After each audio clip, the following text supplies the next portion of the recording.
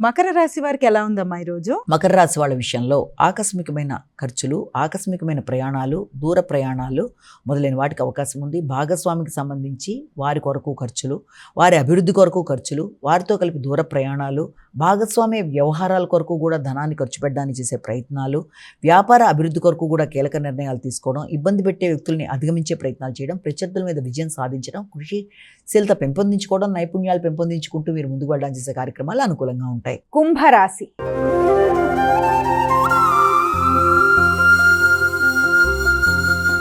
అమ్మ, కుంభరాశి వారికి ఎలా ఉంది ఈరోజు? కుంభరాశి వాళ్ళకి ఆర్థిక సంబంధమైన విషయాల మీద దృష్టి కేటాయిస్తారు. ప్రత్యర్థుల మీద విజయం సాధిస్తారు. విద్యార్థులకు విద్యాపరంగా అనుకూలంగా ఉంటుంది.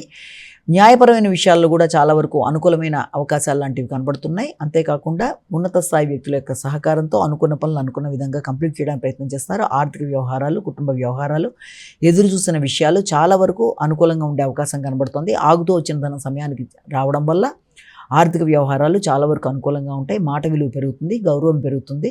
ఆలస్యమైన సమయానికి ధనం అందడం బట్టి మీకుండే వ్యక్తిగత అవసరాలని కొంతవరకు మీరు పూర్తి చేసుకోవడానికి అవకాశం ఉంది. మీనరాశి.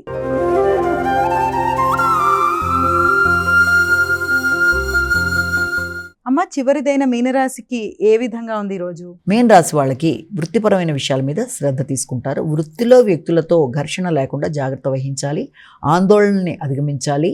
వృత్తిపరంగా మైత్రి బంధాలు కలిగిన వ్యక్తులతో మాట పట్టింపులకి తగిన విధంగా దూరంగా ఉంటూ అనుకున్న ఫలితాలు సాధించాలి. వ్యక్తిగతంగా గౌరవం, గుర్తింపు అనేది ఉన్నప్పటికీ కూడా మీ యొక్క పనులు అనుకునేటప్పటికీ దాన్ని మీరు కొంత ఆలస్యాలు, ఆటంకాలు, లేకపోతే బద్దకించడం వల్ల, వాయిదా వేయడం వల్ల కొన్ని ముఖ్యమైన అవకాశాలను కోల్పోయే పరిస్థితులు ఉంటాయి. కనుక వీలైనంత వరకు ఆ విషయంలో తగిన జాగ్రత్త తీసుకుంటూ వృత్తిపరమైన అభివృద్ధి మీద దృష్టి కేటాయిస్తూ వృత్తిలో అధిక శ్రమతో అనుకున్న పనులు సాధించడానికి ప్రయత్నాలు చేస్తారు.